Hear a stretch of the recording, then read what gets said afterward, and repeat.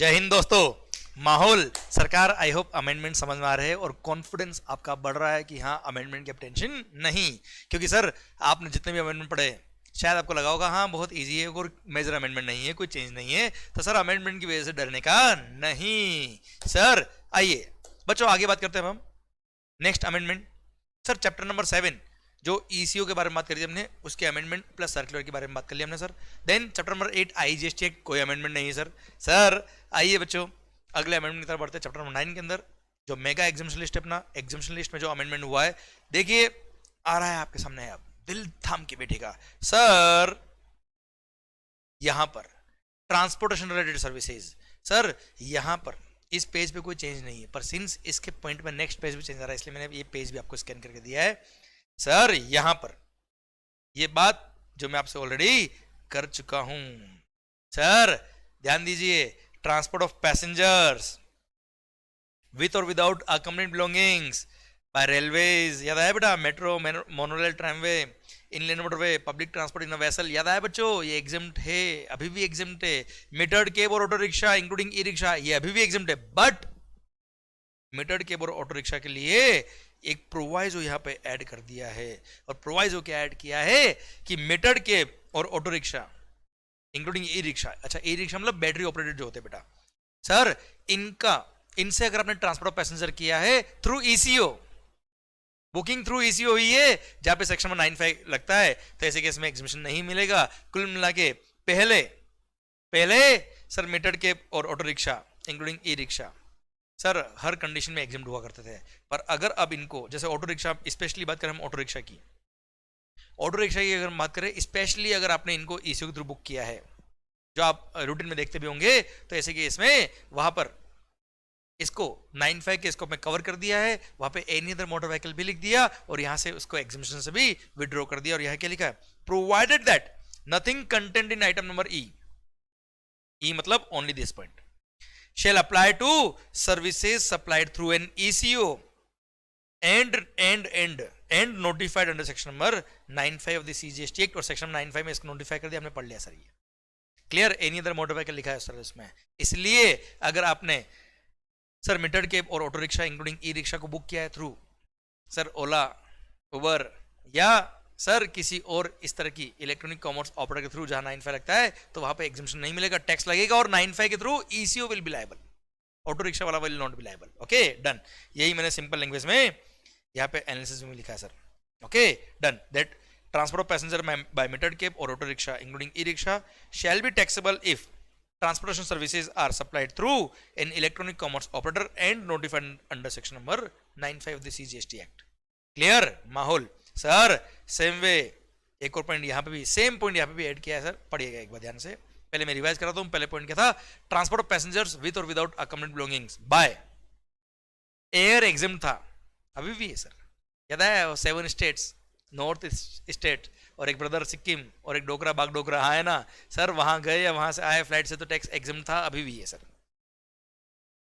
Non AC sir, non AC contract carries other than radio taxi for transportation of the passengers excluding tourism conducted tour charter और higher, ये sir पहले भी exempt था, अभी भी exempt है sir.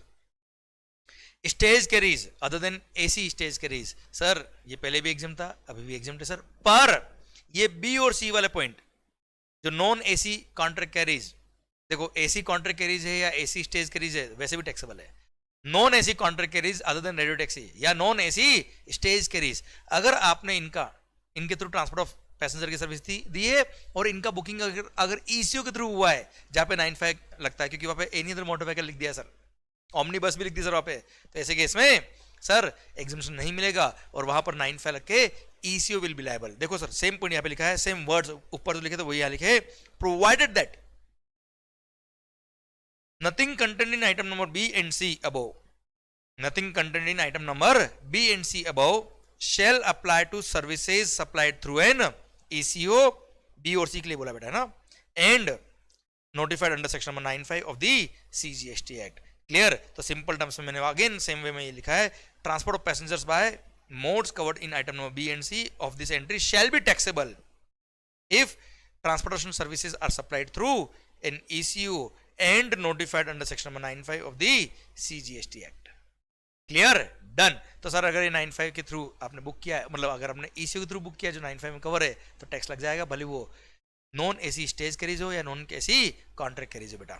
Okay माहौल सर, आइए बच्चों, कुल मिला के सर टैक्सेबिलिटी के स्कोप को बढ़ाते जा रहे ECU के थ्रू जो सर्विसेज प्रोवाइड करते हैं नॉर्मली। देखो SVQ को लिया है, मोटर व्हीकल सारे ही लिया है सर इसके अंदर। क्लियर, इस तरह से धीरे धीरे गवर्नमेंट क्या कर रहा है, बढ़ाता जा रहा है स्कोप ऑफ टैक्सेबिलिटी।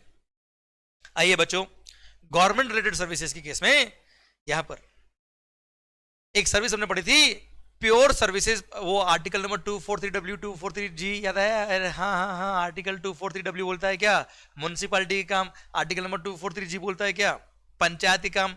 सर सुनना, अगर ये काम आपने किए गवर्नमेंट के लिए तो टैक्स एग्जेम्प्ट था सर, अभी भी एग्जेम्प्ट है सर, सुनना ध्यान से। Services provided to government, services provided to government की बात कर रहा हूं, बाय गवर्नमेंट की बात नहीं कर रहा हूं। वो तो पहले भी एग्जेम्प्ट था, अभी भी एग्जेम्प्ट है। और अभी भी सर इस पॉइंट के बारे में क्या कहा, सुनना ध्यान से। Services provided to central government, state government, union territory और लोकल अथॉरिटी। कौन सी सर्विस? ऐसा कोई काम जो आर्टिकल नंबर 243G या article number 243W of the Indian constitution में कवर है, वो काम अगर आपने इन लोगों के लिए किया है तो sir it will remain exempt. अगर वो प्योर लेबर सर्विस थी तो, मतलब उसमें मटेरियल इन्वॉल्व नहीं था तो। क्लियर, पर आप अगर देखेंगे तो यहां पर पहले गवर्नमेंटल अथॉरिटी और गवर्नमेंट एंटिटी भी था, जिसको अब ओमिट कर दिया है। मतलब अगर आपने प्योर लेबर की सर्विसेज दी है, कौन सी, आर्टिकल 243W या 243G वाली, किसको, गवर्नमेंटल अथॉरिटी को या गवर्नमेंट एंटिटी को, तो अब टैक्स लगेगा साहब, अब एग्जाम नहीं है सर। हाँ, आपने सर्विस दी है सेंट्रल गवर्नमेंट को, स्टेट गवर्नमेंट को, यूनियन टेरिटरी को या लोकल अथॉरिटी को, तो ये पहले भी एग्जाम था, अभी भी एग्जाम है।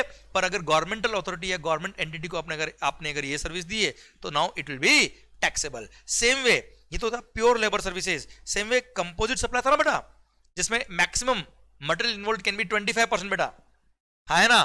तो उसमें भी सेम अमेंडमेंट किया कि अगर आपने आर्टिकल 243W या 243G वाला काम central government, state government, union territory या लोकल अथॉरिटी के लिए किया है, जिसमें मटेरियल प्लस लेबर दोनों है, पर मटेरियल का value is up to 25% of the total contract value, तो ऐसे केस में जीएसटी एग्जेम्प्ट है। पहले भी एग्जेम्प्ट था, अभी भी एग्जेम्प्ट है। पर अब अगर आपने सर्विसेज दी किसको, गवर्नमेंटल अथॉरिटी को या गवर्नमेंट एंटिटी को, तो now it will be taxable.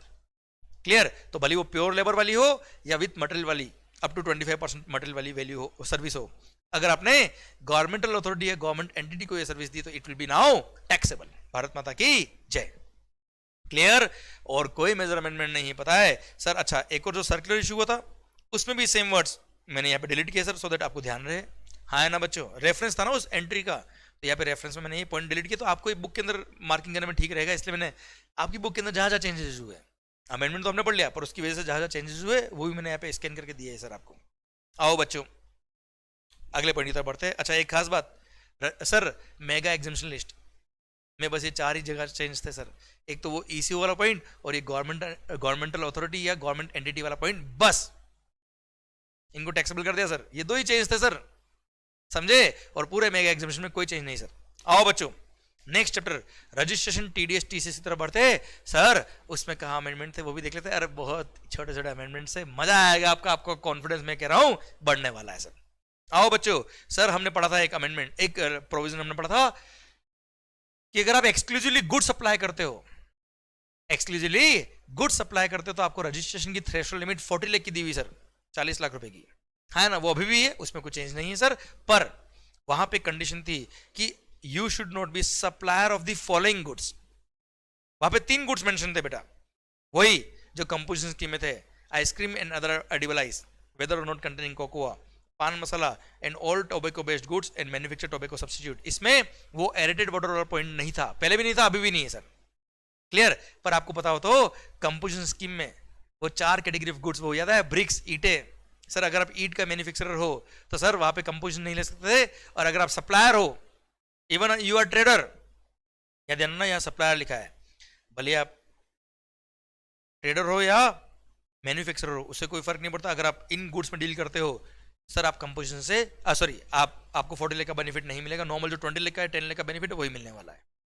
Clear, पर वहां कंपोजिशन के में केवल मैन्युफैक्चर के लिए बना किया था, और वहां पे एरेटेड वाटर वाला पॉइंट एक्स्ट्रा था। अच्छा, वही 4 goods fly ash bricks or fly ash aggregate with 90% or more of the fly ash content, fly ash blocks, bricks with fossil mills or similar siliceous earths, building bricks, earthen और roofing tiles. Sir इन सबको भी यहाँ पे भी add कर दिया. अगर आप इनके भी सप्लायर हो, भले मैन्युफैक्चरर हो या ट्रेडर हो, अगर आप इनके सप्लायर हो तो कंपोजिशन तो आप फोर्टिले का बेनिफिट नहीं ले पाएंगे.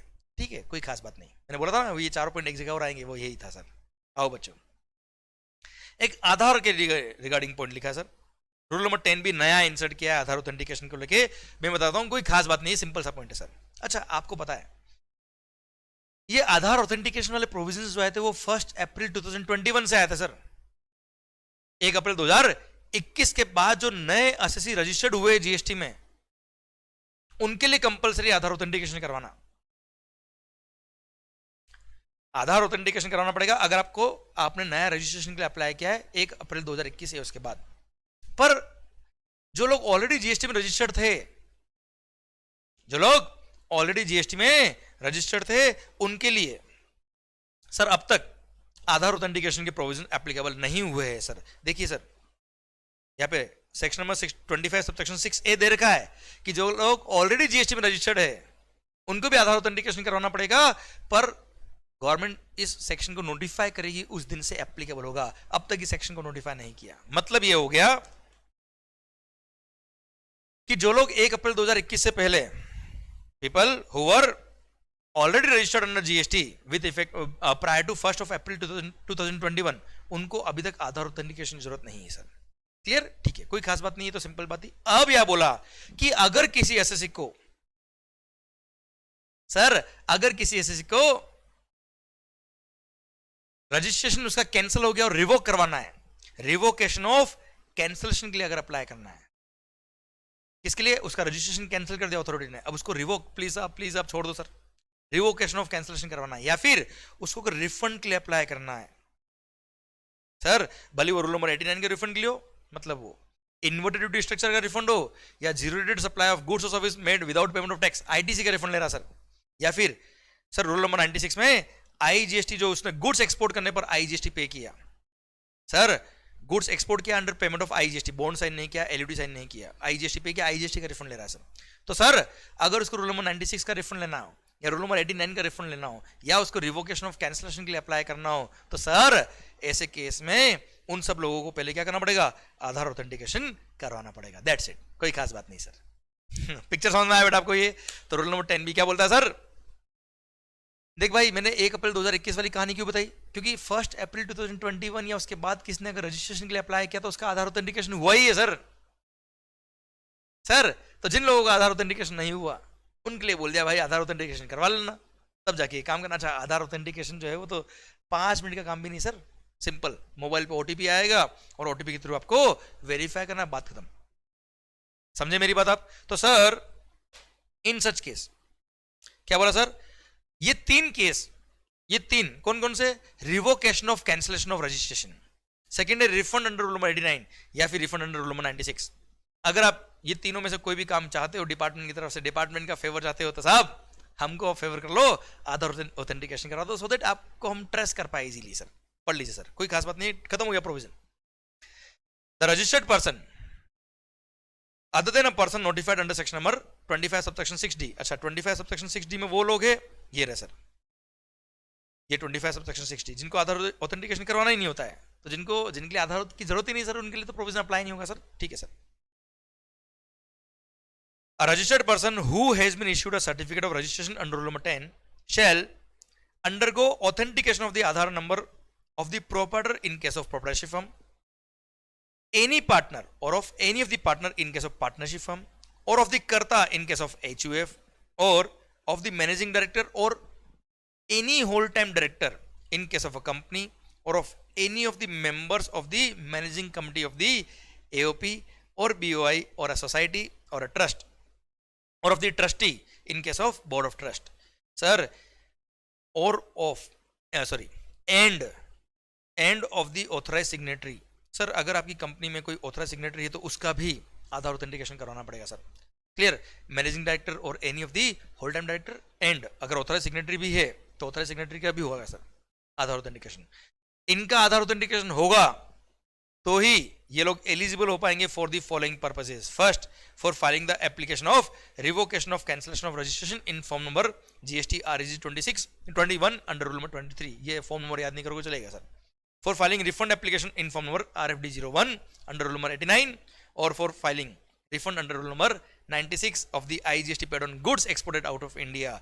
तो ही इनको सर ये तीन फैसिलिटी, ये तीन काम के लिए अगर आपको अप्लाई करना है तो आधार ऑथेंटिकेशन करो और लो सब फैसिलिटी, हमें कोई दिक्कत नहीं. पर अब मान लो साहब हिंदुस्तान के अंदर मेरे पास आधार नहीं है, वैसे तो ऐसा बहुत रेयर कोई मिलेगा सर जो GST में रजिस्टर्ड और आधार नहीं है, ऐसा शायद ही कोई पर्सन होगा. पर अगर है तो सर उसको अगर ये तीन फैसिलिटी लेनी है तो आधार ऑथेंटिकेशन करवा. आधार ऑथेंटिकेशन करना 5 मिनट का काम भी नहीं. पर अगर मान लो उसके पास आधार नंबर ही नहीं है सर, ऐसा पॉसिबल ही नहीं सर, बहुत कम, बहुत रेयर कोई होगा, तो सर ऐसे केस में क्या बोला है, provided that if Aadhaar number has not been assigned to the person required to undergo the authentication of Aadhaar number. अगर उसको आधार नंबर अब तक नहीं मिला है, then such person shall furnish the following identification documents, namely first his or her Aadhaar enrolment slip, enrolment ID slip. मतलब आधार नहीं है कोई बात नहीं, आधार के लिए पहले अप्लाई कर, और अप्लाई जो किया उसका एक्नॉलेजमेंट जो आता है ID स्लिप वो लगाओ साथ में. And bank passbook with photograph smile के साथ, या फिर और लिखा है बेटा ना, voter ID card issued by election commission of India, और मतलब ये ID प्रूफ कोई भी एक लगा देना. साथ में आधार के लिए आपने जो अप्लाई किया उसका एक्नॉलेजमेंट ID स्लिप लगा देना. पासपोर्ट या फिर driving licence issued by the licensing authority under the motor vehicles act 1988. Clear. तो उसको सर ये तीनों फैसिलिटी, ये जो तीनों काम है उसके लिए अगर ये फॉलोइंग डॉक्यूमेंट उसने सबमिट कर दिए तो काम हो जाएगा. पर ये जो उसने डॉक्यूमेंट सबमिट किए इसके बेस पे उसको रिफंड वगैरह मिल जाएगा. But provided further that such person shall undergo the authentication of Aadhaar number with in a period of 30 days of the allotment of the Aadhaar number. भाई आपको आधार नहीं मिला कोई बात नहीं, आप अप्लाई कर लीजिए, पर आधार के लिए जो आपने अप्लाई किया है उसका आधार एनरोलमेंट ID स्लिप प्लस इनमें से कोई भी आइडेंटिफिकेशन प्रूफ आप लगा देना. हम आपका ये प्रोसेस कर देंगे, हम आपका रिफंड प्रोसेस कर देंगे, हम रिवोकेशन कर देंगे. पर जिस दिन आपको आधार नंबर मिलेगा उसके 30 दिन के अंदर आपको आधार ऑथेंटिकेशन करवाना पड़ेगा GST पोर्टल के थ्रू बेटा. क्लियर, डन, कोई खास बात नहीं सर, सिंपल से पॉइंट है सर. आओ बच्चों, सर एक यहाँ पर ये इतना सा जो मैंने अंडरलाइन मार्क किया ना वो वर्ड्स ऐड किए. अरे भाई अभी भी पढ़ाना सर, रिवोकेशन ऑफ कैंसिलेशन के लिए अगर आपको अप्लाई करना है, आपका रजिस्ट्रेशन क्या हो गया मालिक, कैंसल. अगर आपका रजिस्ट्रेशन कैंसिल हो गया है, आप रिवोकेशन के लिए अप्लाई करो, साहब प्लीज मेरा कैंसिलेशन ऑफ रजिस्ट्रेशन को रिवोक कर दो ना सर, तो उसके पहले क्या करना पड़ेगा, आधार ऑथेंटिकेशन करवाना पड़ेगा. अगर आप ऑलरेडी GST में रजिस्टर्ड हो तो बेटा. क्लियर. और आपके पास अगर आधार ऑथेंटिकेशन नहीं हो रखा तो, अच्छा ऑलरेडी अगर आधार ऑथेंटिकेशन हो रखा तो ठीक है सर, नहीं हो रहा तो करा देना. तो बस उस प्रोविजन को यहाँ लिंक करने के लिए लिख दिया क्या, subject to the provisions of rule number 10B. जो अभी हमने रूल नंबर 10B पढ़ा उसी कंडीशन को फुलफिल करना पड़ेगा. मतलब आधार ऑथेंटिकेशन करवाया होगा तो ही हमारे पास आना रिवोकेशन के लिए बेटा. बस कोई खास बात नहीं, लिंक किया सर. सर नेक्स्ट, अरे वो रेस्टोरेंट सर्विस याद है 95 में कवर होगी सर, जो हमने पढ़ा सर लास्ट सेशन में. रेस्टोरेंट सर्विस 95 में कवर हो गई, जहां पे ECO लायबल होगा. तो उसके रिगार्डिंग जो सर्कुलर हमने वहां पढ़ा था उसके कुछ पॉइंट्स TCS के रिगार्डिंग थे, रजिस्ट्रेशन के रिगार्डिंग थे, वो इस चैप्टर में मैंने दिए. वहां पे मैंने कुछ पॉइंट डाले, यहाँ पे कुछ पॉइंट डाले सर्कुलर के. देख लेते सर क्या इशू है sir. First point, would ECOs have to still collect TCS in compliance with section number 52 of the CGST act. भाई साहब TCS के प्रोविजंस में सेक्शन नंबर 52 में क्लियर लिखा था कि जिन सर्विसेज पर सेक्शन नंबर 95 लगता है, अरे वहां तो पूरा ही टैक्स 95 ECO को पे करना है साहब. वहां TCS 2% थोड़ा पे करना है केवल, वहां तो पूरा ही टैक्स ECO को पे करना है. तो वहां TCS के प्रोविजन अट्रैक्ट नहीं होते. तो सर ऐसा कोई रेस्टोरेंट आने के बाद कोई नया पॉइंट नहीं है, सेम पॉइंट है सर. तो लिख दिया क्या, रेस्टोरेंट सर्विस 95 में कवर होगी सर, और जो सर्विस 95 में कवर है वहां पूरा ही ECO लायबल है, और जहां पे ECO पूरा लायबल है इस पर सेक्शन 95 वहां TCS के प्रोविजन अट्रैक्ट नहीं होते सर. सर अच्छा हाँ, अगर आप कुछ अदर गुड्स या अदर सर्विसेज अप्लाई करे हो, याद है सेम ऑर्डर के अंदर रेस्टोरेंट सर्विस भी थी, अदर गुड्स अदर सर्विस भी थी, तो अदर गुड्स और अदर सर्विस जो होंगी उस पर TCS लगेगा, रेस्टोरेंट पे कोई TCS नहीं लगेगा, क्योंकि रेस्टोरेंट पे पूरा ही टैक्स 95 में ECO पे करेगा बेटा. वो यहाँ लिखा है सर. ठीक है sir. Second point, would ECOs have to mandatorily take separate registration with respect to supply of restaurant service which are notified under section 95 through them even though they are already registered to pay GST on the services on their own account. भाई आज Swiggy Zomato since they are charging commission from the restaurant, और उसके लिए वो GST में already registered है, तो वो ऑलरेडी जीएसटी में रजिस्टर्ड है खुद की सप्लाई के लिए। अब वो 95 के थ्रू रेस्टोरेंट सर्विस पे खुद टैक्स पे करेंगे, खुद लायबल है, तो क्या उनको सेपरेट नंबर लेना पड़ेगा? नहीं भाई नहीं, सेम रजिस्ट्रेशन नंबर पे आप मल्टीपल बिजनेस कर सकते हो ना सर, क्या दिक्कत है? सेम रजिस्ट्रेशन नंबर में मल्टीपल सर्विसेज पर आप टैक्स पे कर सकते हो, क्या दिक्कत है सर? इसलिए क्लियरली बोल दिया, as ECOs are already registered in accordance with rule number 8 of the CGST rules as a supplier of their own goods or services, there would be no mandatory requirement of taking separate registration by the ECO for payment of tax on the restaurant services. Obviously, ये कोई नया point नहीं है, restaurant कोई नया नहीं, restaurant नया add हुआ है, बाकी 95 तो पहले भी था ना सर। आइए, what would be aggregate turnover of the person supplying restaurant service through ECO? देखो मैं समझाता हूँ इसका पॉइंट का मतलब क्या है। भाई मैं मंगल, याद आया कोई नाम? ध्यान है ना? अरे नाम तो सुना होगा सर। मंगल कोचिंग सर्विस प्रोवाइड करता सर, रजिस्टर्ड इन जीएसटी है। रेस्टोरेंट सर्विस भी सप्लाई करता, याद है? सैंडविच। अब मेरा पॉइंट ये है कि मैं सैंडविच जो बेचता हूं वो स्विगी जोमेटो के थ्रू बेचता हूं। अब no doubt for the purpose of taxation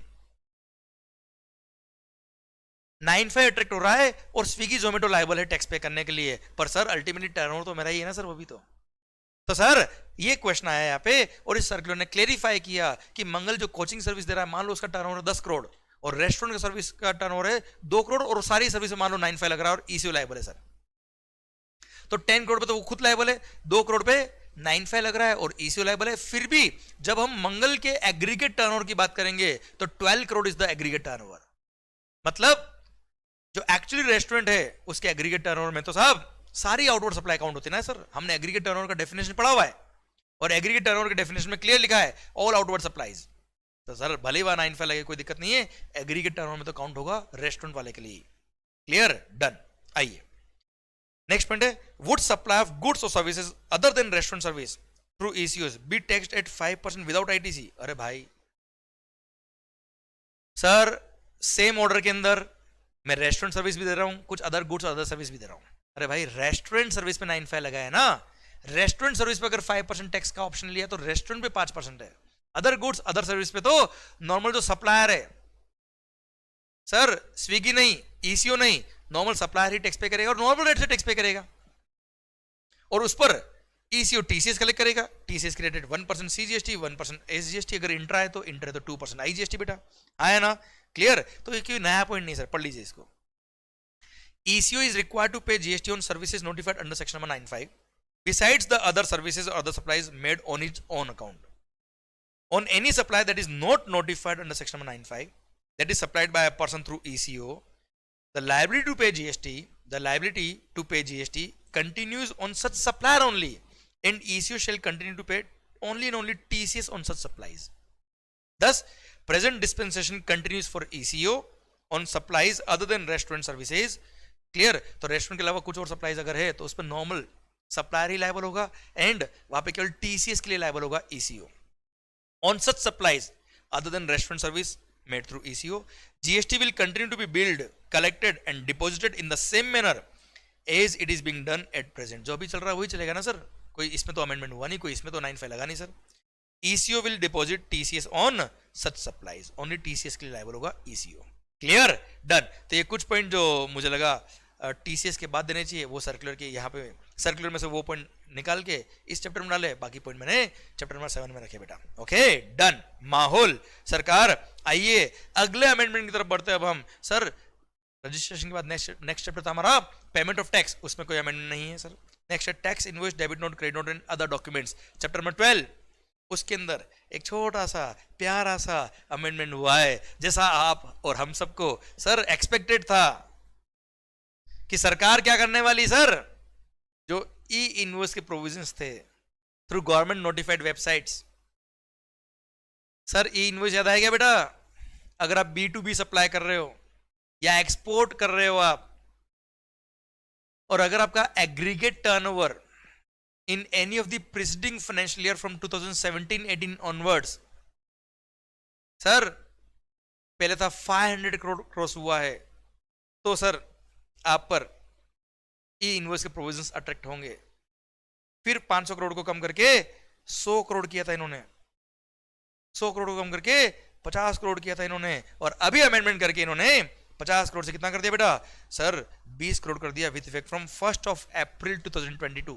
1 अप्रैल 2022 से जिनका भी aggregate turnover from 2017-18 onwards in any of the preceding financial year from 2017-18 onwards, अगर एक भी साल अगर आपका एग्रीगेट टर्नओवर सर 20 करोड़ अगर क्रॉस हुआ है तो भाई साहब आ गए आप कहां पर, इस रूल के स्कोप में, और वहां पर आपको ई इनवॉइस के प्रोविजंस अट्रैक्ट हो जाएंगे। तो कुल मिला के सर ई इनवॉइस के प्रोविजंस तो आपने पढ़े हुए हैं सर, गवर्नमेंट क्या करी धीरे धीरे ई इनवॉइस के स्कोप में सर लोगों को बढ़ाती जा रही है, सो दैट लोग सिस्टम के अंदर आ जाए। गवर्नमेंट नोटिफाइड वेबसाइट के थ्रू अगर गवर्नमेंट का सर गवर्नमेंट नोटिफाइड वेबसाइट पे अगर हर इनवॉइस पंच होने लग जाए तो बोगस बिलिंग और सर कई सारे गड़बड़ जो लोग करते थे वो बहुत कम हो जाएगी। इसलिए धीरे धीरे गवर्नमेंट इसका स्कोप बढ़ा रही है, टर्नओवर लिमिट कम करी, सो दैट मैक्सिमम बड़े बड़े लोग आ जाए इसके अंदर। और सर गवर्नमेंट ने बोल दिया क्या एग्रीगेट टर्नओवर का लिमिट कम कर दो और 20 करोड़ कर दिया बेटा इसको। Clear sir, it is further reduce to 20 crore with effect from 1 April 2022।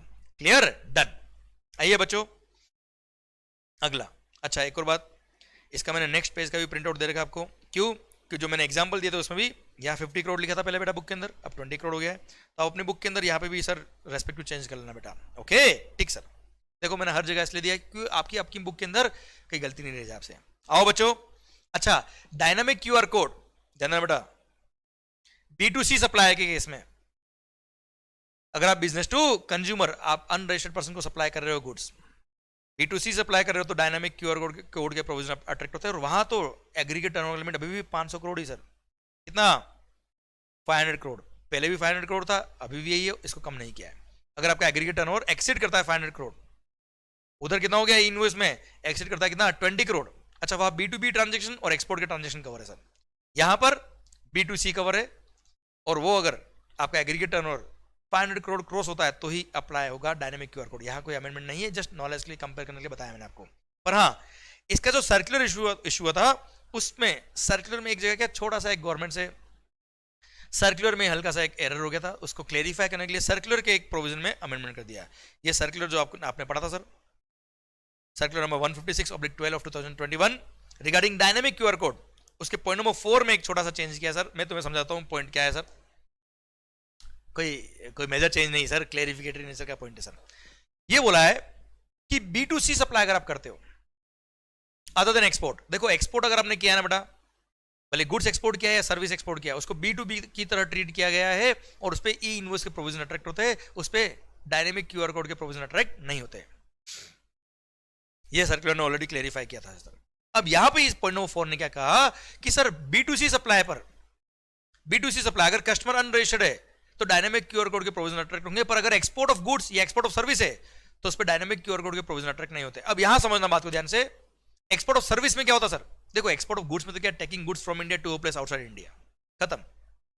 Services में क्या होता साहब, आपकी सर्विस को एक्सपोर्ट तभी मानेंगे जब 5 कंडीशंस फुलफिल होती है सर, सप्लायर इंडिया का होना चाहिए, recipient out of India located होना चाहिए, प्लेस ऑफ सप्लाई भी आउटसाइड इंडिया होना चाहिए sir, payment convertible foreign exchange या अगर आरबीआई ने अलाउ किया तो INR में भी आ सकता है सर, एंड दोनों पर्सन सेम पर्सन के डिफरेंट या डिस्टिंक्ट एस्टेब्लिशमेंट नहीं होना चाहिए। ये 5 कंडीशन सेटिस्फाई है तो तब बोलेंगे क्या सर्विसेज हुई है export of service, otherwise export of service नहीं है। Now my point is that, मान लो सर्विस सप्लायर इंडिया का है, रेसिपिएंट आउट ऑफ इंडिया है, सर पेमेंट जो वो कर रहा है वो कन्वर्टेबल फॉरेन एक्सचेंज में कर रहा है या any other approved mode of RBI से पेमेंट कर रहा है सर, वो आपको any other approved mode of RBI से वो पेमेंट कर रहा है आपको, दोनों पर्सन सेम पर्सन के डिस्टिंक्ट एस्टेब्लिशमेंट नहीं है सर, पर प्लेस ऑफ सप्लाई इंडिया ही है सर। आज जैसे इंटरमीडिएट सर्विसेज सप्लायर का लोकेशन ही प्लेस ऑफ सप्लाई होता है साहब, banking services provided to account holder, जहां वो बैंक की ब्रांच लोकेटेड है वही प्लेस ऑफ सप्लाई होता है सेक्शन 13 सबसेक्शन 8 के अकॉर्डिंग। तो सर अगर प्लेस ऑफ सप्लाई इंडिया है, अब भले रेसिपिएंट आउट ऑफ इंडिया हो सर, भले पेमेंट फॉरेन करेंसी में आ रहा है या any other mode of currency में आ रहा हो, any other mode allowed by RBI से आ रहा हो, भले दोनों सेम पर्सन के डिस्टिंक्ट एस्टेब्लिशमेंट नहीं है, फिर भी वो एक्सपोर्ट के स्कोप में नहीं आएगा। अब ऐसे केस में पॉइंट नंबर 4 कहता है सिंस वो सर्विस अब एक्सपोर्ट ऑफ सर्विस नहीं है, उसका प्लेस ऑफ सप्लाई इंडिया है। अब अगर वो सर्विस एक्सपोर्ट ऑफ सर्विस नहीं है मेरे बच्चों, अगर वो सर्विस एक्सपोर्ट ऑफ सर्विस नहीं है, तो मेरा पॉइंट आपसे ये आता है कि सर फिर तो जो कस्टमर वो आउट ऑफ इंडिया, वो जीएसटी में रजिस्टर्ड तो नहीं है, तो सिंस वो ट्रांजेक्शन B2C सप्लाई है, अब वो B2C सप्लाई अगर है और वो एक्सपोर्ट के स्कोप पे भी नहीं आ रहा है, तो क्या डायनामिक क्यूआर कोड के प्रोविजन वहां पे अट्रैक्ट होंगे क्या? ये क्वेश्चन है। दिस इज द इश्यू जो यहां पे लिखा है सर। अब सर डायनेमिक क्यूआर कोड के प्रोविजन क्यों आए, मुझे तो ये बताइए आप। डायनेमिक क्यूआर कोड के प्रोविजंस B2C के केस में इसलिए आए। अच्छा, पहली बात तो यहां पे हम बात क्यों कर रहे हैं, क्योंकि वो एक्सपोर्ट ऑफ सर्विस के स्कोप में नहीं आ रहा है, इस पर definition of export of service. अब वो B2C सप्लाई है, कस्टमर अनरजिस्टर्ड है, तो डायनेमिक क्यूआर कोड के स्कोप में वो आ गया। तो क्या टेक्निकली अब यहां पे एक सर्कुलर ने बोला कि क्या ऐसे केस में डायनेमिक क्यूआर कोड चाहिएगा, तो उससे पहले मैं लॉजिक ये पढ़ाने, ये आंसर देने से पहले मैं लॉजिक आपको समझाऊंगा कि डायनेमिक क्यूआर कोड आखिर क्यों आया। डायनेमिक क्यूआर कोड के प्रोविजन लाने का पर्पस ये था कि कस्टमर को जो आप इनवॉइस इश्यू कर रहे हो या डिजिटल डिस्प्ले के थ्रू डायनेमिक क्यूआर कोड अगर उसको डिस्प्ले किया है, वो डायरेक्ट मोबाइल अपना ओपन करे और उस क्यूआर कोड को स्कैन करे और डायरेक्ट वन शॉट में वो पेमेंट कर दे, उसको कुछ भी टाइप नहीं करना पड़े।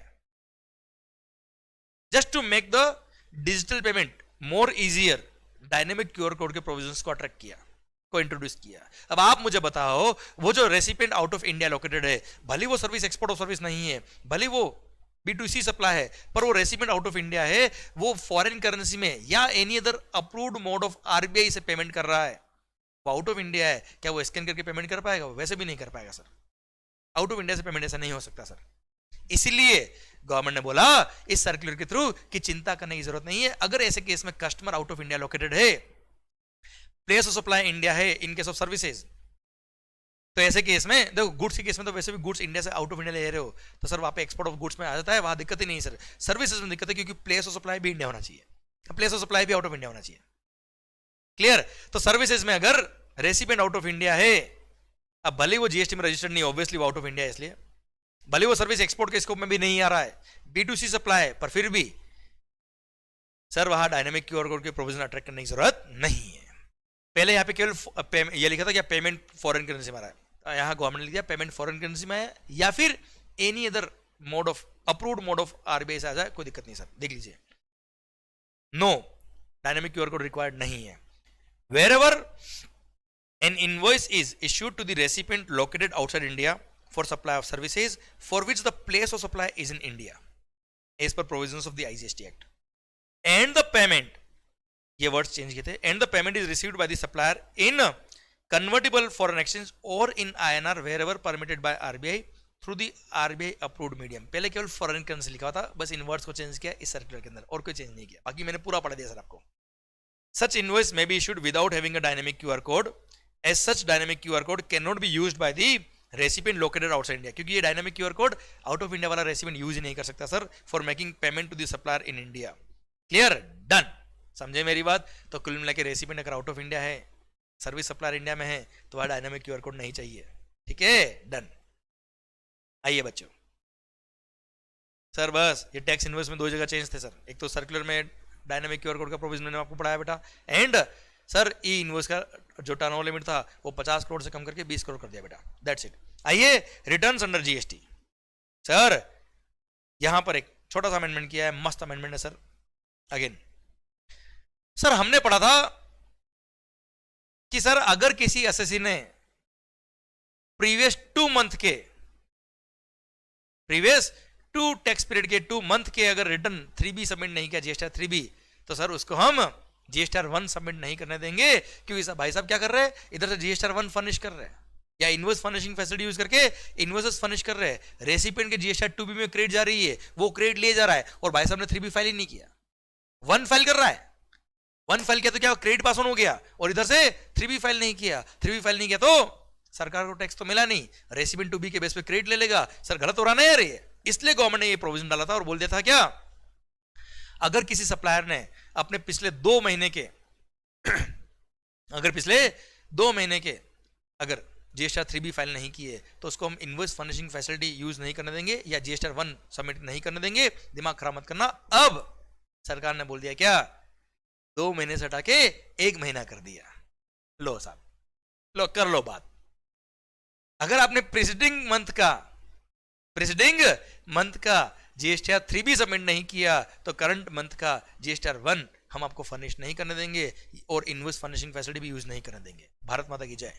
मतलब सर आप केवल क्रेडिट पास ऑन कर रहे हो और सरकार को टैक्स पे नहीं कर रहे हो, हम इतने बेवकूफ नहीं है सर। तो सरकार ने भी सर इन पे डंडा लगा दिया सर, पढ़ो सर। तो पहले 2 मंथ था, इसको काट के प्रेसिडिंग मंथ कर दिया है, बस पढ़ो sir. A registered person shall not be allowed to furnish details of outward supplies of goods or service or both under section number 37 in form number GSTR 1 if he has not furnished the return in form number GSTR 3B for the preceding month। पहले presiding 2 month था, अब 1 month कर दिया बेटा। मतलब पिछले महीने का अगर आपने 3B फाइल नहीं किया तो करंट मंथ में हम आपको जीएसटीआर 1 फर्निश नहीं करने देंगे बेटा। अच्छा, जिन्होंने क्यूआरएमपी स्कीम ले रखा है, क्या ले रखा भाई? QRMP scheme. उनके लिए तो वैसे भी प्रेसिडिंग टैक्स पीरियड ही था बेटा, उनके लिए तो वैसे भी प्रेसिडिंग 1 टैक्स पीरियड था। टैक्स पीरियड मतलब वो पीरियड जिसके लिए आपको रिटर्न फाइल करना पड़ता है। यहाँ पे तो क्वार्टर था बेटा, तो 1 क्वार्टर हो गया सर। जो लोग क्वार्टरली रिटर्न फाइल कर रहे हैं उन्होंने पिछले क्वार्टर का अगर 3B फाइल नहीं किया तो करंट क्वार्टर में ना हम जीएसटीआर 1 सबमिट करने देंगे ना इनवॉइस फर्निशिंग फैसिलिटी यूज करने देंगे आपको। तो वहां पहले से 1 टैक्स पीरियड था, अभी भी 1 ही है। जिनके लिए मंथली था उनके लिए 2 मंथ, जो मंथली रिटर्न फाइल कर रहे हैं उनके 2 महीने का टाइम था, अभी 1 महीना बोल दिया। लास्ट टैक्स पीरियड का अगर 3B फाइल नहीं किया तो बैंड बजा लेना, हम 1 फाइल नहीं करने देंगे सर। अच्छा, अभी सी डिलीट कर दिया सर। सी डिलीट क्यों किया बेटा? ओमिट कर दिया सर। क्यों किया? क्योंकि पहले यहाँ पे 2 मंथ जब था ना बेटा, तब कुछ लोगों के लिए बोल दिया नहीं तुम्हारे लिए तो 1 महीने का प्रोविजन ही है सर। जिन पे भी रूल नंबर 86 भी अप्लाई होता है, जिन पे भी रूल नंबर 86 भी याद आया कि सर मैक्सिमम 99% ही टैक्स पे कर पाओगे through electronic credit ledger, minimum 1% तो आपको कैश लेजर के थ्रू पे करना पड़ेगा। जिनका भी टैक्सेबल सप्लाई का turnover in a particular month 50 lakh cross होता है, उन पे रूल नंबर 86 भी अप्लाई होता था बेटा। तो उनके लिए पहले बोला था कि नहीं साहब तुम लोगों ने तो प्रीसीडिंग मंथ का भी अगर 3B फाइल नहीं किया तो हम जीएसटीआर 1 सबमिट नहीं करने देंगे आपको। सर जनरल लोगों के लिए क्या था? 2 मंथ, इनके लिए कितना था? 1 मंथ। अब तो सबके लिए 1 मंथ हो गया साहब।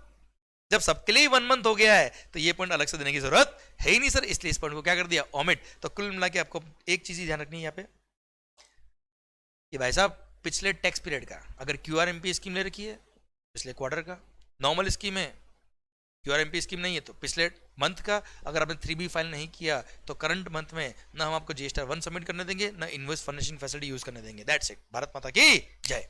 आइए बच्चों, सर रिटर्न के अंदर ये चेंज था और कहीं कुछ चेंज नहीं हुआ है। अच्छा, एनुअल रिटर्न कोई अमेंडमेंट नहीं है बच्चों, ठीक है, मैंने एक पॉइंट दे दिया पे। Due date of furnishing annual return क्या होता है? 31 December of the next financial year बेटा।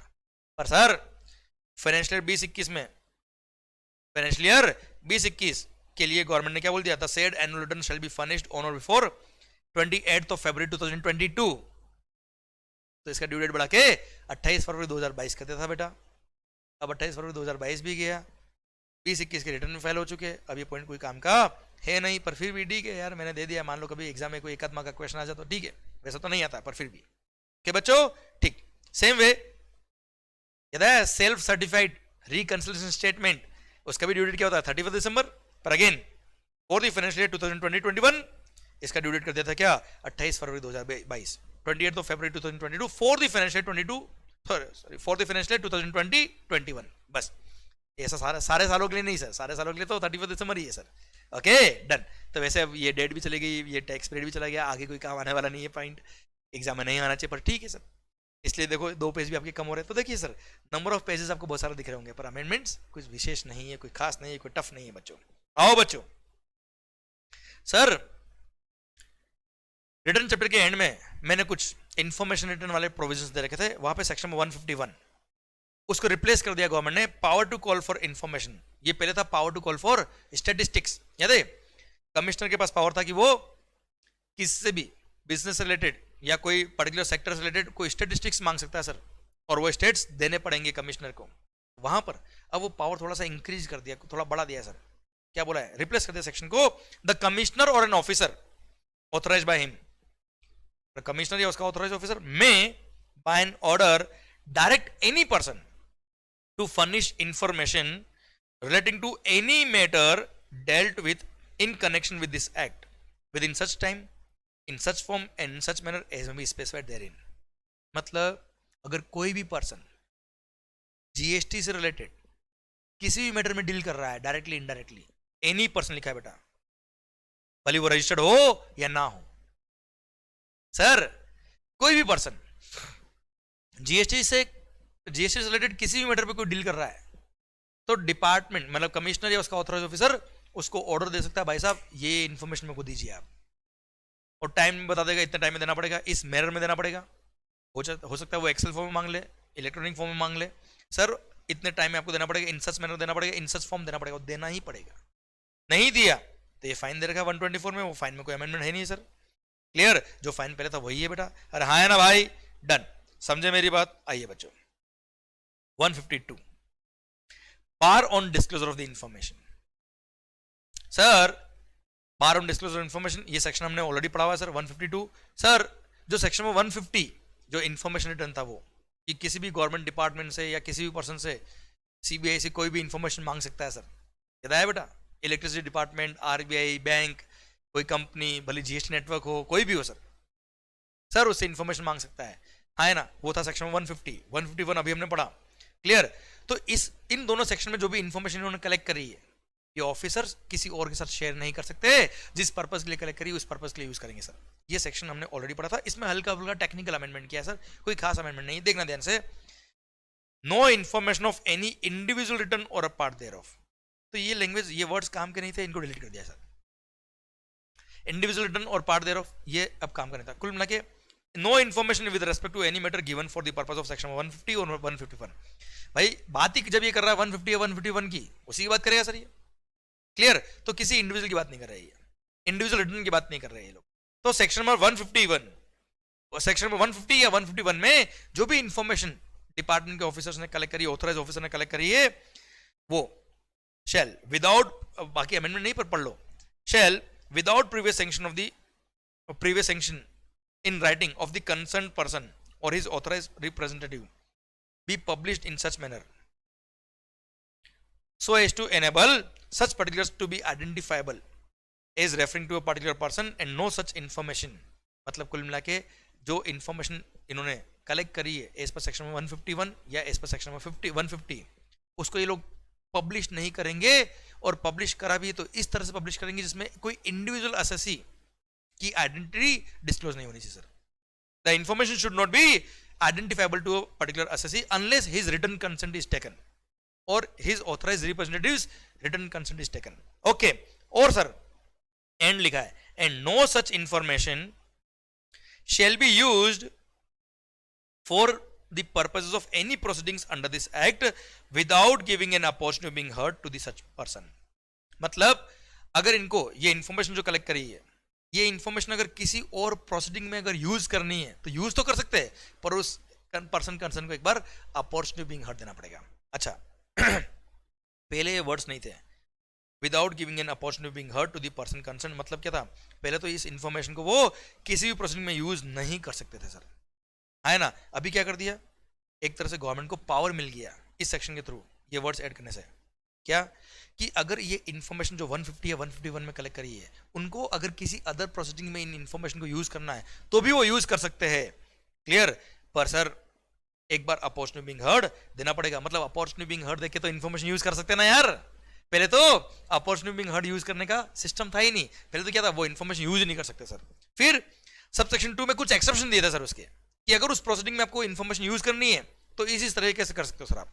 क्लियर, अब तो क्या कर दिया, इसको कर रहा डिलीट, और ऊपर लिख दिया क्या कि जो पर्सन कंसर्न था उसको अपॉर्चुनिटी बीइंग हर्ड दे देना, और उस इंफॉर्मेशन को अगर यूज करना है तो यूज कर लेना, हमें कोई दिक्कत नहीं सर। क्लियर, तो अगेन गवर्नमेंट की पावर बढ़ा दी है कि अगर सेक्शन 150 या 151 में, रिपीट कर रहा हूं, सेक्शन में 150 या 151 की जो इन्फॉर्मेशन इन्होंने कलेक्ट करी है, पहले तो बोल दिया कि उस इन्फॉर्मेशन को आपको अगर पब्लिश करना है तो सर इस तरह से पब्लिश करना कि किसी इंडिविजुअल असेसी का आइडेंटिटी डिस्क्लोज नहीं हो या उससे रिलेटेड इन्फॉर्मेशन है किसी को पता नहीं चलना चाहिए सर। सेकंड, उस इन्फॉर्मेशन को अगर आपको यूज करना है किसी अदर प्रोसीडिंग में तो आप यूज कर सकते हो, पर उस असेसी को या पर्सन कंसर्न को एक बार अपॉर्चुनिटी बीइंग हर्ड दे देना सर। क्लियर, दैट्स इट, समझे मेरी बात? डन, माहौल सर, और उसी को मैंने नीचे एनालिटिकल पॉइंट में चेंज किया सर। आइए सरकार ये हो गया आपका इंफॉर्मेशन रिटर्न्स वगैरह के रिगार्डिंग अमेंडमेंट्स। अब सर हम आ गए कहां, refunds under GST. Sir refunds under GST बड़ा अच्छा चैप्टर है सर, पर खास बात कोई मेजर अमेंडमेंट नहीं सर। देख लीजिए सर, सबसे पहला refund under GST rule number 96। Again हम ये पॉइंट पढ़ चुके हैं सर, याद आया? आधार ऑथेंटिकेशन। अगर आपको रूल नंबर 89 या रूल नंबर 96 में रिफंड के लिए अप्लाई करना है तो सर अगर आपका आधार ऑथेंटिकेशन हो रखा तो बहुत अच्छी बात है, आधार ऑथेंटिकेशन नहीं हो रखा तो पहले आधार ऑथेंटिकेशन करवा देना। तो सिंस रूल नंबर 10B ने वहां पे रिफंड का रेफरेंस दिया था, तो रिफंड के रूल में भी सेम पॉइंट ऐड कर दिया कि रिफंड के लिए अप्लाई करने से पहले the applicant has undergone Aadhaar authentication in the manner provided in rule number 10B। तो आधार ऑथेंटिकेशन करवा देना, कोई खास बात नहीं सर। आइए सर, अब एक सर्कुलर इशू हुआ रिगार्डिंग रिफंड रिलेटेड इश्यूज, बहुत इजी सर्कुलर है सर, कोई खास बात नहीं है, पता है। बाकी रिफंड चैप्टर में कोई अमेंडमेंट है ही नहीं सर। आइए बच्चों, फर्स्ट पॉइंट, अच्छा अरे इलेक्ट्रॉनिक कैश लेजर, चलो इसमें सर्कुलर में मेजरली 4 पॉइंट है, 3 पॉइंट तो कैश लेजर के रिलेटेड ही है। सर इलेक्ट्रॉनिक कैश लेजर क्या होता है, पहले वो बात लेता हूं, फिर ये पॉइंट पढ़ लेंगे।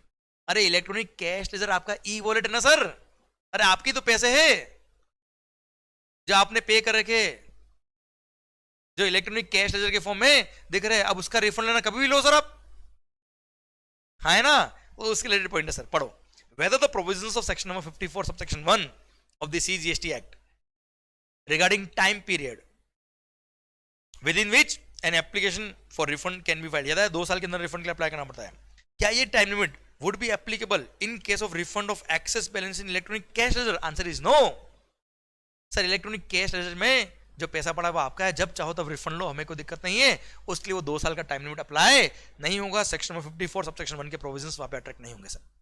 Clear, done. नो, देखिए the provisions of section number 54(1) regarding time limit within which an application for refund can be filed would not be applicable in case of refund of excess balance in electronic cash ledger, applicable नहीं है। Second, weather, अच्छा याद है 2 लाख से above amount अगर है तो cost accountant या चार्टर्ड अकाउंटेंट इन प्रैक्टिस का आपको सर्टिफिकेट देना पड़ेगा कि sir doctrine of unjust enrichment, याद है बेटा, इन्होंने बर्डन शिफ्ट नहीं किया। अरे कैश लेजर में कोई सर्टिफिकेट चाहिए क्या, कैश तो आपका ही कैश है ना सर। क्लियर, तो सर यहाँ क्या लिखा, वेदर सर्टिफिकेशन और डिक्लेरेशन, अगर 2 लाख से कम का अमाउंट है तो अप टू 2 लाख रुपये है तो self certification, self declaration. 2 lakh से अबव अमाउंट होता है तो सर सीए या कॉस्ट अकाउंटेंट का सर्टिफिकेट चाहिए था ना सर कि burden of tax pass on नहीं किया है, क्या वो रिक्वायर्ड है to be furnished along with the application for refund from the electronic cash ledger? Answer is absolutely no. Obviously ये तो पैसा अपना ही है सर, हमने जमा करा, हम ही रिफंड ले रहे हैं, हमने कोई बर्डन थोड़ा शिफ्ट किया इसका सर। क्लियर सर, लिखा है क्या, नो फर्निशिंग ऑफ सर्टिफिकेशन और declaration for not passing the instance of tax to any other person is not required in case of refund of excess balance in electronic cash ledger as unjust enrichment clause is not applicable in such cases, क्योंकि यहाँ पे तो burden हमारा ही पैसा हमने जमा करा, हम ही रिफंड ले रहे हैं, हमने कोई बर्डन थोड़ा शिफ्ट किया किसी को।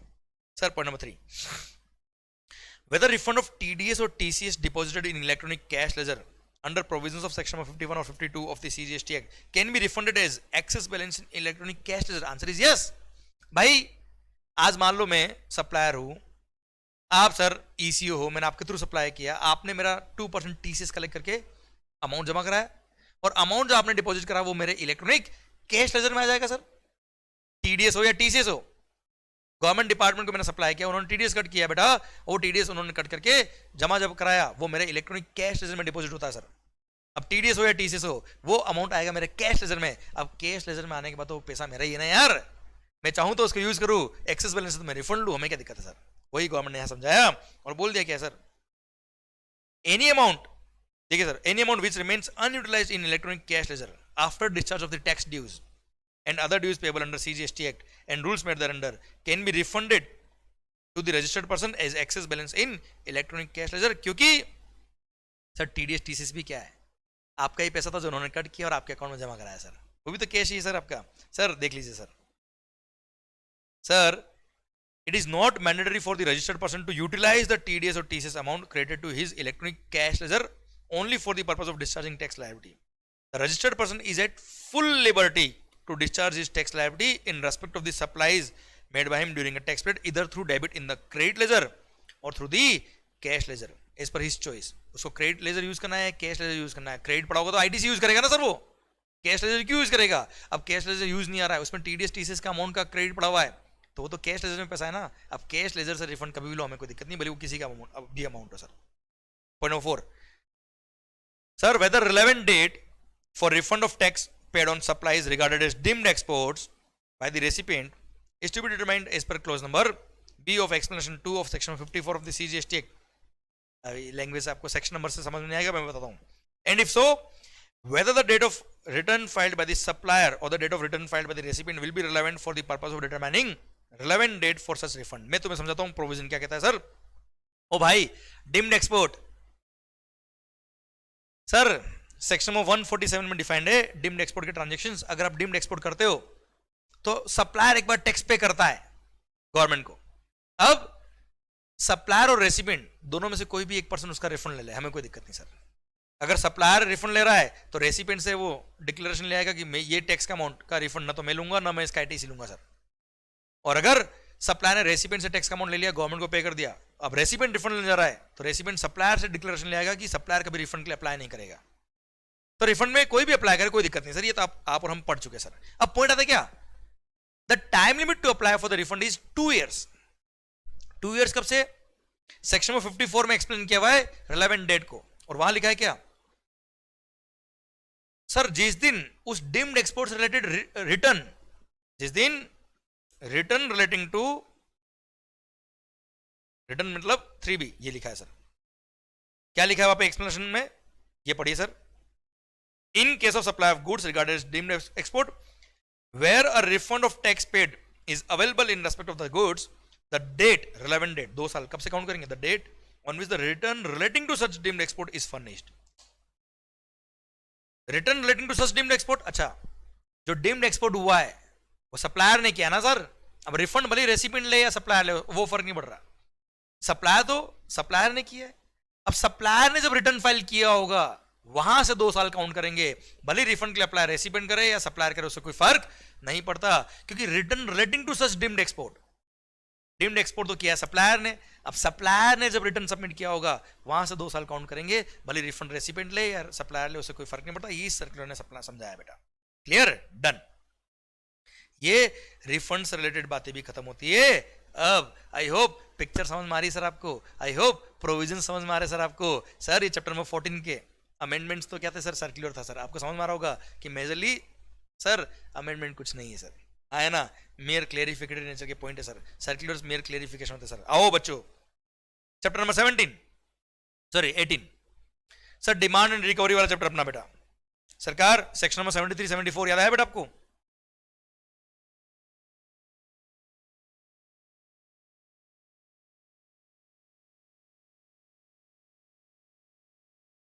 यस सर, सेक्शन नंबर 73 और 74 सुना बच्चों ध्यान से sir.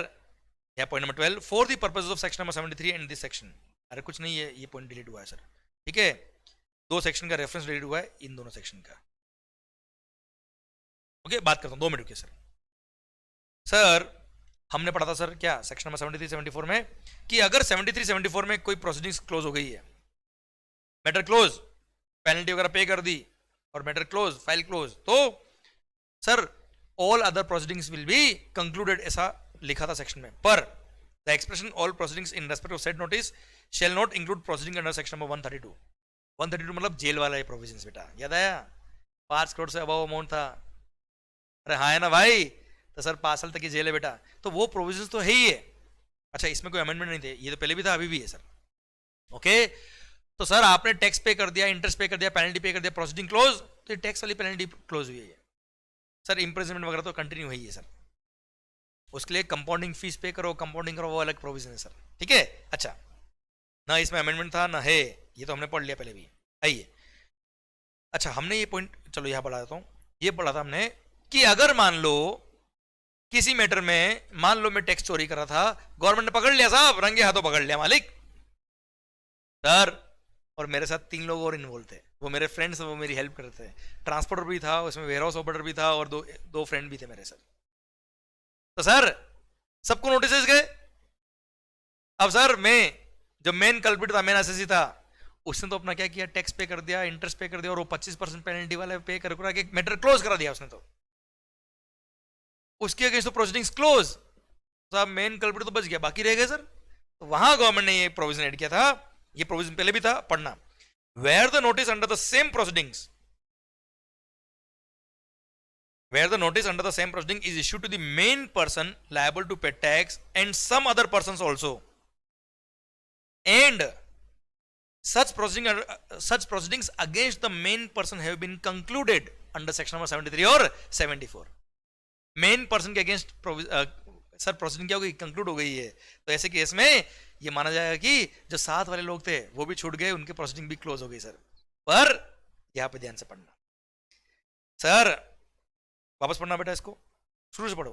Where the notice under the same proceeding is issued to the main person liable to pay tax and some other persons also, and such proceedings against the main person have been concluded under section number 73 और 74, the proceedings against all such other person liable to pay penalty under section number 122 and 125 are deemed to be concluded.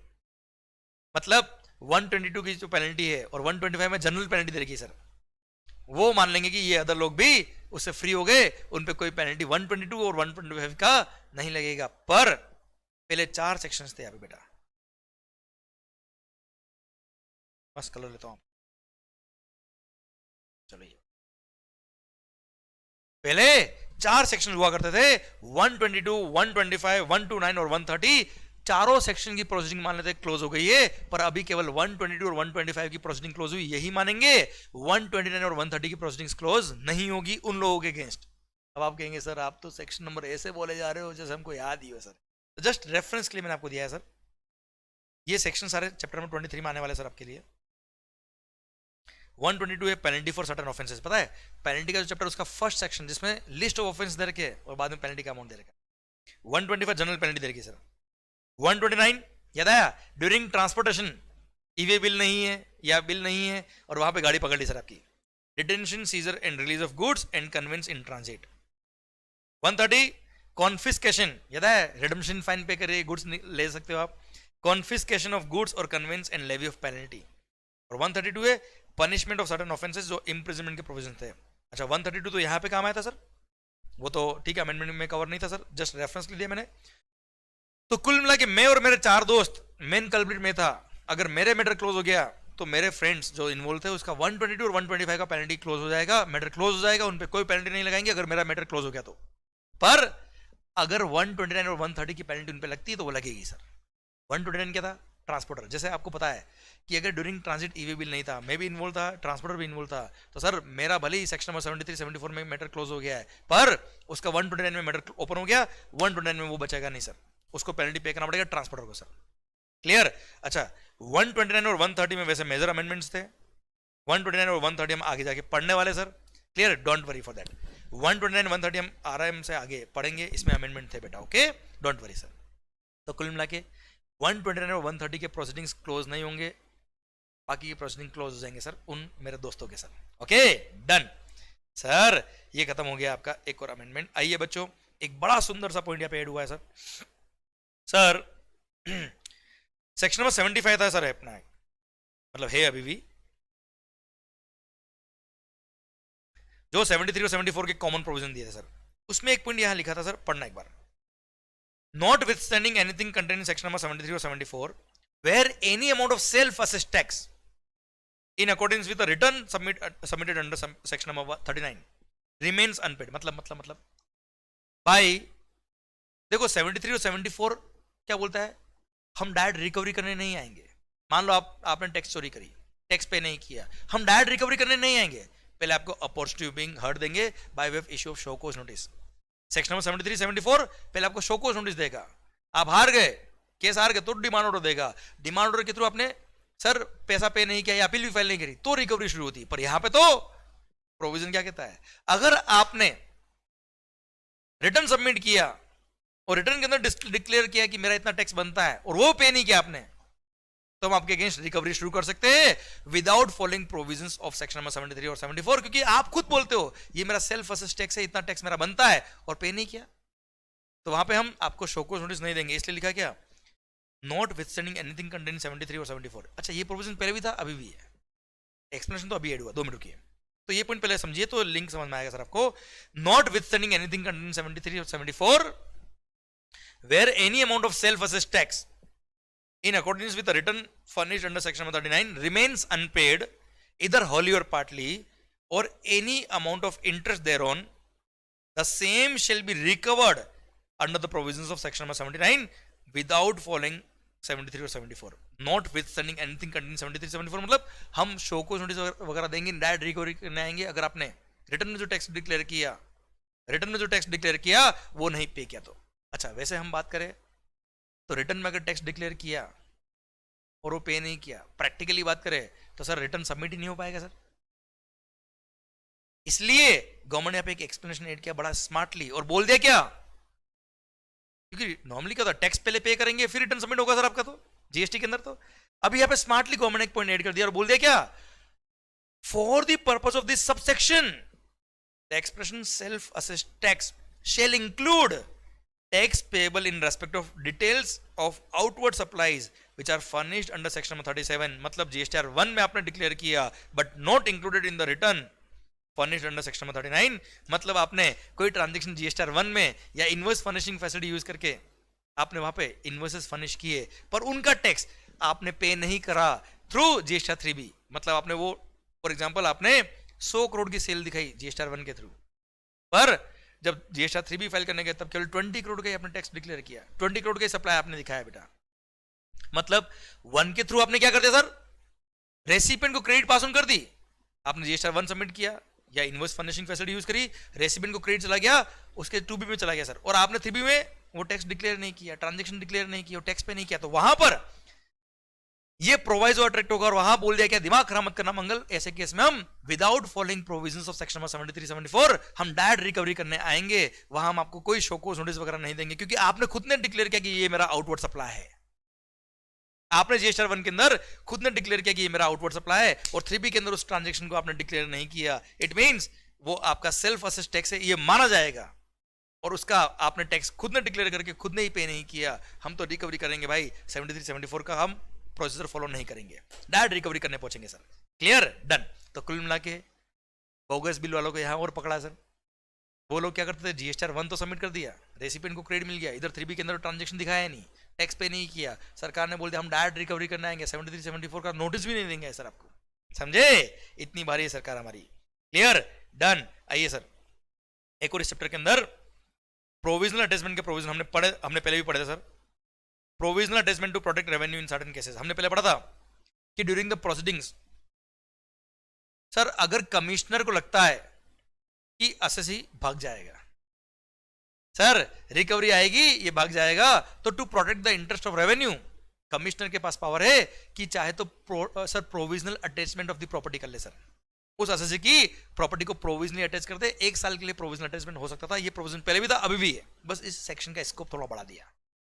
Clear, और ये sub section 1 को replace करके थोड़ा सा scope बढ़ा दिया और कुछ नहीं किया सर। पढ़ना, where after the initiation of any proceeding under chapter number 12 मतलब असेसमेंट, चैप्टर नंबर 14 मतलब inspection search seizure and arrest, chapter number 15 मतलब demand and recovery, after the initiation of any of the proceeding under this chapters the commissioner is of the opinion that for the purposes of protecting the interest of government revenue it is necessary so to do, he may by an order in writing attach provisionally any property including bank account belonging to the taxable person or any person specified in subsection 1 of section number 122। Bogus bill वाले लोग 2 minute बताता हूं मैं आपको। इन such manner as में भी prescribed मतलब commissioner उनकी प्रॉपर्टी को इंक्लूडिंग बैंक अकाउंट को अटैच कर सकता है प्रोविजनली, सो दैट कल को ये भाग नहीं जाए और हमारा पैसा डूब नहीं जाए बेटा। क्लियर, अच्छा ये प्रोविजनल अटैचमेंट मैक्सिमम 1 साल के लिए रह सकता है, ये पहले भी था अभी भी है सर। अच्छा, अब आप कहेंगे सर आगे सब तो समझ में आया, ये 122 सब सेक्शन 1A में क्या कवर है सर, याद करो मैंने पेनल्टी के सेक्शन आपको पढ़ाए थे जिसमें मैंने बताया था आपको कि बोगस बिलिंग के ट्रांजेक्शन में जो मास्टरमाइंड होता है सर, उससे भी government 100% tax involve, 100% benefit involve, penalty charge कर सकता है उस पर्सन से। सर ध्यान देना, रिकवरी अगर करने के लिए गवर्नमेंट को लगता है ये ऐसे भाग जाएगा तो कमिश्नर के पास पावर है कि उसकी भी बैंक अकाउंट या उसकी भी प्रॉपर्टी को प्रोविजनली अटैच कर सकते हैं सर। सर यहाँ पर क्या लिखा है देखो, मैंने एनालिसिस ऑफ अमेंडमेंट दिया earlier. This section was applicable only during pendency of any proceeding under section 62, 63, 64, 67, 73, 74, मतलब असेसमेंट और डिमांड रिकवरी के केस में, डिमांड के केस में अप्लाई था, पर अब तो इन सारे केस में ये सेक्शन अप्लाई होगा। Second, further now this section also empowers commissioner to attach properties belonging to the actual offender of the bogus invoicing transactions specified in section 122 subsection 1A apart from the taxable person। मतलब taxable person को तो पकड़ेंगे ही पकड़ेंगे, साथ में वो mastermind of the bugs bill जो होगा उसको भी पकड़ेंगे और उसकी भी प्रॉपर्टी को वो प्रोविजनली अटैच कर सकता है कमिश्नर। Clear, done. तो कुल मिला के कमिश्नर के पावर को बढ़ाया है सेक्शन नंबर 83 के थ्रू बेटा। ओके, माहौल सरकार इसी के साथ ये प्रोविजन भी खत्म होता है। अब आइए बच्चों एक दो अमेंडमेंट और देख लेते सर, उसके बाद हम आगे बढ़ लेंगे सर, या आप कहो तो सर चलो एक छोटा सा अमेंडमेंट पढ़ लेते हैं अपील रिवीजन का, और फिर हम अगले सेशन में बात करेंगे अगले अमेंडमेंट की। सर अगला अमेंडमेंट आ रहा है अपील्स एंड रिवीजन में एक छोटा सा पॉइंट ऐड किया है सर प्री डिपॉजिट के जो प्रोविजन थे बेटा, प्री डिपॉजिट जो करना पड़ता था आपको, अगर पता हो, आपको अगर याद हो, तो अगर आप फर्स्ट अपीलेट अथॉरिटी के पास अगर आप अपील कर रहे हो तो जो टैक्स इन डिस्प्यूट होता था उसका 10% या 25 crore which ever is lower, इतना प्री डिपॉजिट करना पड़ता था। एंड सर अगर आप अपीलेट अथॉरिटी अगर आप जीएसटी 80 के पास जा रहे हो तो याद आया बेटा एडिशनल 20% आपको, या sir maximum 50 crore which ever is lower, इतना आपको प्री डिपॉजिट करना पड़ता था। पर यहां पर एक पॉइंट ऐड किया है, अगर आप फर्स्ट अपीलेट अथॉरिटी मतलब कमिश्नर ऑफ अपील या जॉइंट कमिश्नर या एडिशनल कमिश्नर ऑफ अपील के पास अपील कर रहे हो बेटा, अपीलेट अथॉरिटी के पास अपील कर रहे हो, तो ऐसे केस में अगर आप जो अपील कर रहे हो वो सर सेक्शन 129 सब सेक्शन 3 में जो पेनल्टी लगा है, जो हम आगे पढ़ने वाले हैं, अरे है ना सर, ड्यूरिंग ट्रांजिट आपकी गाड़ी पकड़ ली, ईवी बिल नहीं था या बिल गड़बड़ था, कुल मिला के गुड्स गड़बड़ थे, और गाड़ी रोक के गुड्स सीज करके उन्होंने क्या कर दिया, आपको कोई डिमांड ऑर्डर रेज कर दिया कि इतना टैक्स पेनल्टी पे करो साहब आप, सॉरी इतना पेनल्टी पे करो आप साहब, हाँ है ना। तो वो पेनल्टी जब डिपार्टमेंट ने आप पे इंपोज कर दिया है, उस पेनल्टी के अगेंस्ट अगर आपको अपील फाइल करनी है to the commissioner of appeals या जॉइंट कमिश्नर या एडिशनल कमिश्नर ऑफ अपील्स, तो ऐसे केस में सर आपको प्री डिपॉजिट जो करना होगा वो 25% ऑफ दी पेनल्टी इंपोज करना पड़ेगा सर। कितना बेटा, जितना पेनल्टी उस अपील में लगाया, उस ऑर्डर में लगाया है, उसका 25% आपको प्री डिपॉजिट देना पड़ेगा सर। पढ़ना नॉर्मली कितना था sir 10%, normally 10% of the tax involve हो, टैक्स नहीं तो केवल पेनल्टी है तो पेनल्टी का 10% होता था सर। पर अगर आप पर सेक्शन नंबर 129 सबसेक्शन 3 का पेनल्टी लगाया है तो ऐसे केस में 25% of the penalty imposed in the order, ये आपको प्री डिपॉजिट करना पड़ेगा, तब जाके आपकी अपील एक्सेप्ट होगी सर। पढ़ लीजिए, pre deposit of a sum equal to 25% of the penalty imposed in case of appeal to be filed against such an order passed under section 129 subsection 3। तो pre deposit में एक point add कर दिया बेटा और बोल दिया क्या, अगर सेक्शन 129 सबसेक्शन 3 का पेनल्टी था आपके ऑर्डर में और उसके अगेंस्ट अगर आपको अपील करनी है तो उसमें उस पेनल्टी का 25% आपको प्री डिपॉजिट करना पड़ेगा सर। Okay done. अच्छा अब सुनना, यहां पे अमेंडमेंट किया है, ये सेक्शन नंबर 107 में जो appeal to the appeal authority होती है वहां अमेंडमेंट की, जो अब आपको जस्ट नॉलेज के लिए बता रहा हूं, जब आप इसके अगेंस्ट जाते हो जीएसटी 80 के पास, तब वहां पे आपको एडिशनल 20% प्री डिपॉजिट और करना पड़ता है। वहां कोई अमेंडमेंट नहीं किया, नहीं वहां पे कोई एक्स्ट्रा या इस तरह का अलग से कोई पॉइंट इंसर्ट किया। मतलब अगर आप अपील अथॉरिटी के पास गए सेक्शन में 129 सबसेक्शन 3 के ऑर्डर के अगेंस्ट, तो 25% तो आपने प्री डिपॉजिट कर दिया बेटा, फिर आप हार गए मान लो और फर्दर अपील आपको करनी है जीएसटी 80 में, तो सर वहां पे आपको जिस अमाउंट के अगेंस्ट आप अपील कर रहे हो वहां का एडिशनल 20% आपको प्री डिपॉजिट और करना पड़ेगा, जो नॉर्मल प्रोविजन वहां पे वो तो करना ही पड़ेगा सर अगर सेकंड अपील में जाते हो तो। क्लियर, फर्स्ट अपील में 10% की जगह पे कितना हो गया सर 25% हो गया, इतना ही फर्क है सर। और यहाँ पे कोई मैक्सिमम अमाउंट का कोई लिमिट नहीं है सर, भले 25 करोड़ हो 50 करोड़ हो सर, आपको पे करना पड़ेगा सर प्री डिपॉजिट का अमाउंट। Clear done. अब सर अगला जो अमेंडमेंट आने वाला है वो बड़ा ही शानदार आएगा, वो अगले सेशन में पढ़ेंगे नो डाउट हम। Section 129 detention seizure and release of the goods and conveyance in transit, ये बड़ा सुंदर अमेंडमेंट हुआ है, बहुत काम का अमेंडमेंट हुआ है, प्रैक्टिकल लाइफ में बहुत काम का है सर। पर चिंता ना करें, हम पढ़ेंगे इसको अगले सेशन में। तब तक लिए बाय बाय, टेक केयर, माहौल और अच्छे से पढ़ो, और हाँ सर खुश होके पढ़ो, ऑल द बेस्ट, क्योंकि सर जो खुश होके पढ़ता है भगवान भी उसको सर खुश होके आशीर्वाद देंगे हमेशा। All the best, take care and enjoy the journey of the sea. Clear. Destination तो हमको मिलने वाली है, आज नहीं तो कल मिलने वाली है, पर केवल डेस्टिनी हम क्यों एंजॉय करें सर, पूरी लाइफ हमारे साथ में है सर, ये जिंदगी की जर्नी हमें एंजॉय करनी चाहिए। All the best, take care, माहौल बनाते जाइए, बाय बाय।